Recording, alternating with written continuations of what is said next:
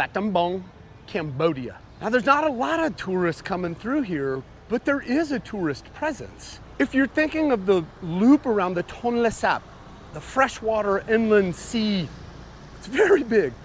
We're about halfway equidistant between Phnom Penh and Siem Reap. About 3 hours and change on a bus ride from either one to here. But the train, the Royal Railway, actually goes from Phnom Penh to here and back. But that's like a 9-hour train ride. Got to be willing to get up early. These are the fried bananas. I love everything banana here. How much? How much for banana? Yeah, probably cheap. Probably like 1,000 real, which is like 25 cents, a quarter of a US dollar. Okay, here we are in the middle of everything. This is the town center where it's all going down. It's the intersection of 1, 2, 3, 4, 5, 6, 7 different streets. Oh my gosh. It's pretty dusty around here. And the air is actually like the highest quality today. It's been last week. We got the Central Market. So it's not a big city. You can, on foot, get to know the lay of the land and see some of the landmarks within a day and an evening. So right where we're at, down there, 3 blocks down is the riverfront. And in the evening, lots of vendors, lots of people over on the riverside hanging out. It's not like that everywhere in town. Not always tons of activity. But this is the center. So if you're gonna stay here in town, I mean, it's easiest and most convenient to just be right in this area, as close to this as possible, because about 1 block down that way is Pub Street. But even Pub Street, I mean, they start closing down at like 10 o'clock. The last establishment closes at 1 o'clock in the morning, and there's nothing else anywhere, if that tells you anything. So, while it may not be the most exciting place in the world, let me give you just a small handful of waypoints to put you in corners outside of town, outside of the city. And from those, you decide how you're gonna travel around to see them, but it'll put you out in real Cambodia. And that is the fun of being here. I almost died. Okay, let's get out of here before things get terrible.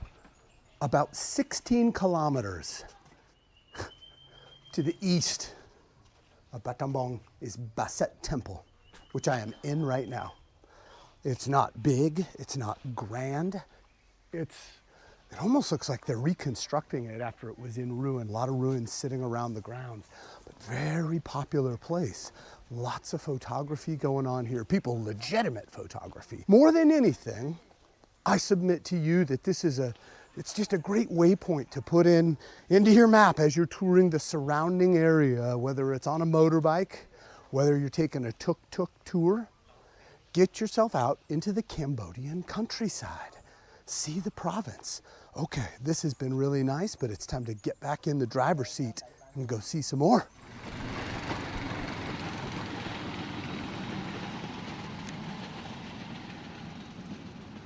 So for $5 US per person, half that price for kids. That's the bamboo train. So they just, I mean, you can see what they're doing. It's on a bamboo platform. And all they did was, when these people showed up, check this out, this is crazy. There was nothing on the tracks, and they had these axles, and they threw them on, put the platform on the top, just so you can see right there. Huh. And off they go out into the rice fields. How fun is that? Maybe we should take the ride. I had to watch first, see how it all goes down. It was pretty clever. Today, we're on a day trip to Phnom Pagoda outside of Battambang. At least this is what's left of the ancient structure, the ancient temple. But there is, on the grounds, there is a more modern temple within the pagoda complex and a big Buddha statue.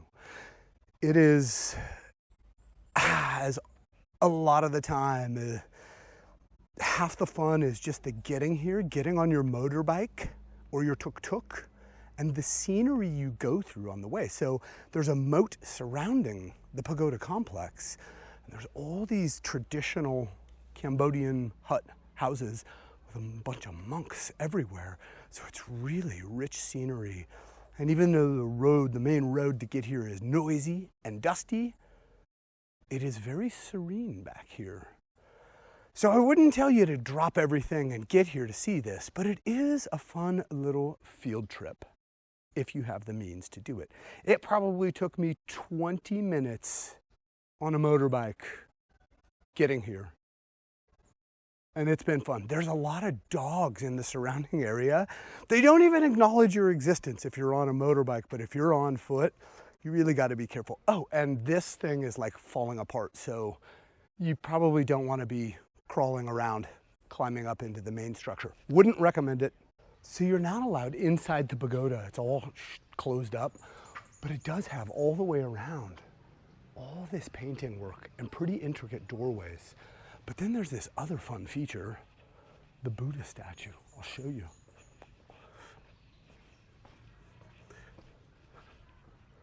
So it's out here in the moat. I mean, this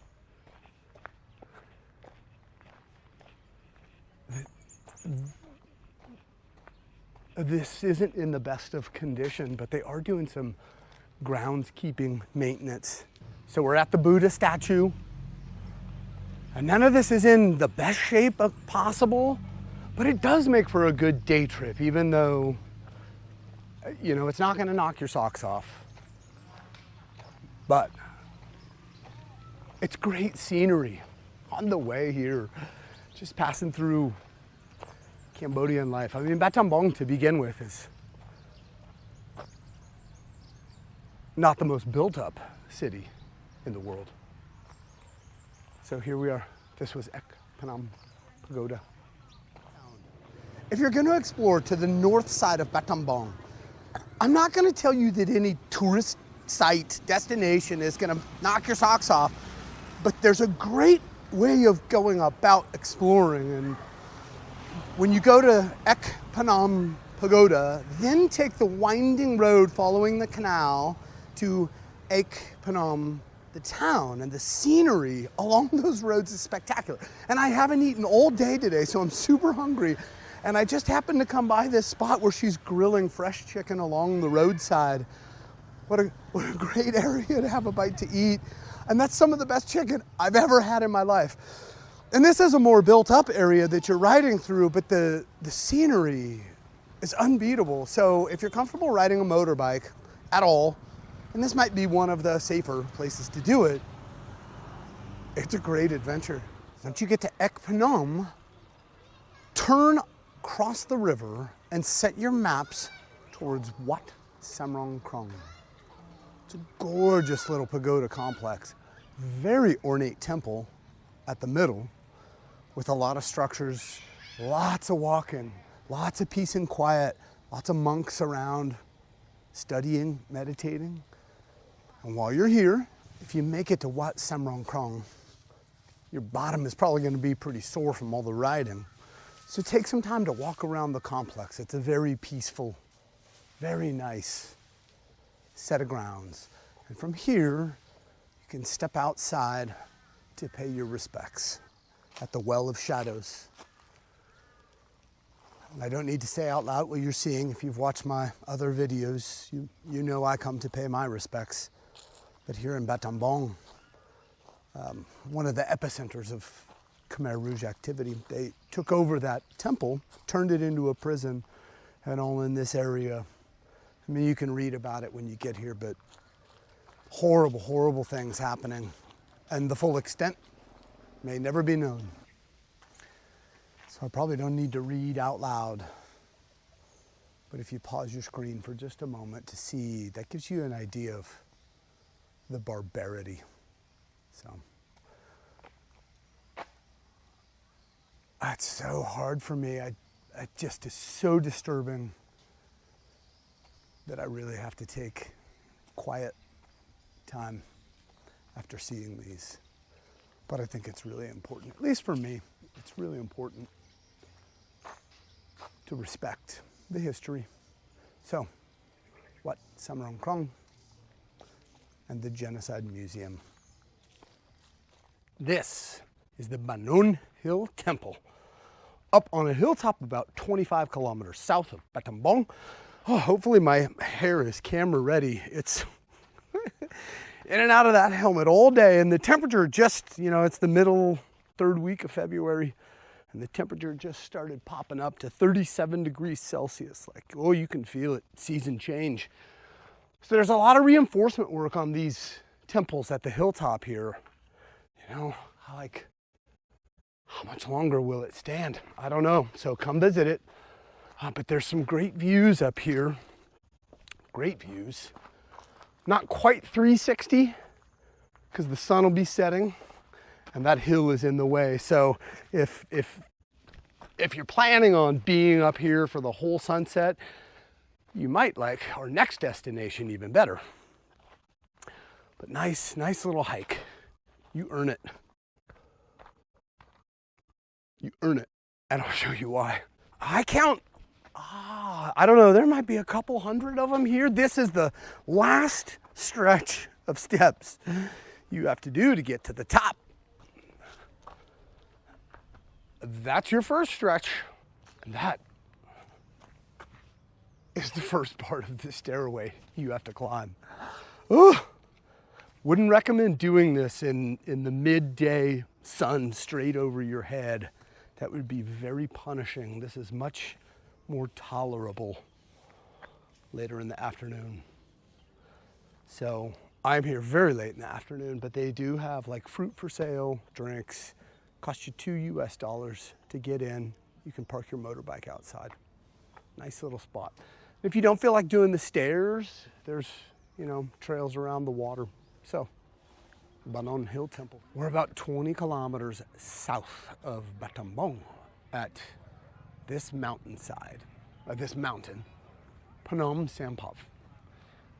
Up that side of the mountain is the Killing Cave and a memorial pagoda, And on this side is the Bat Cave. So, I mean, it's like by the millions those bats come out. But I got a little pro tip for you if you're listening, if you care at all. So check it out. These people are all staring straight at the cave and they won't be able to see the bats. I've been out here twice and almost everybody leaves before they even see the bats. So middle of February right now, it gets totally dark at like, I don't know, 7:30. And the bats don't even start running till, at least right now, till it's completely dark.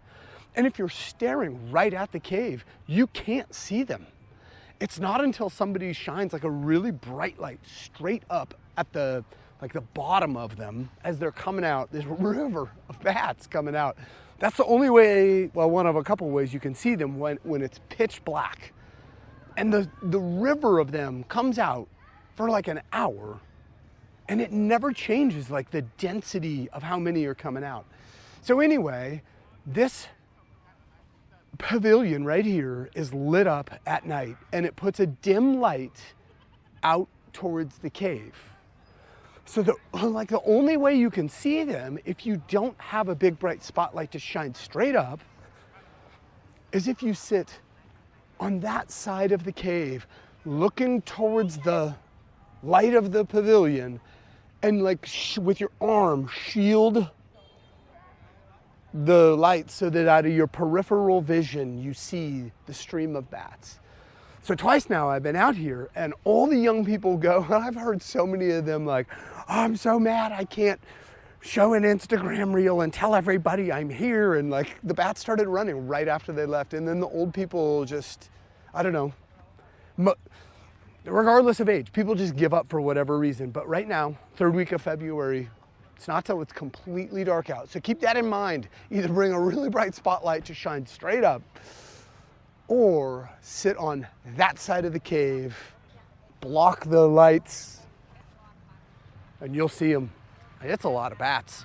The highway down here, the main highway, it's a little bit dicey on the ride.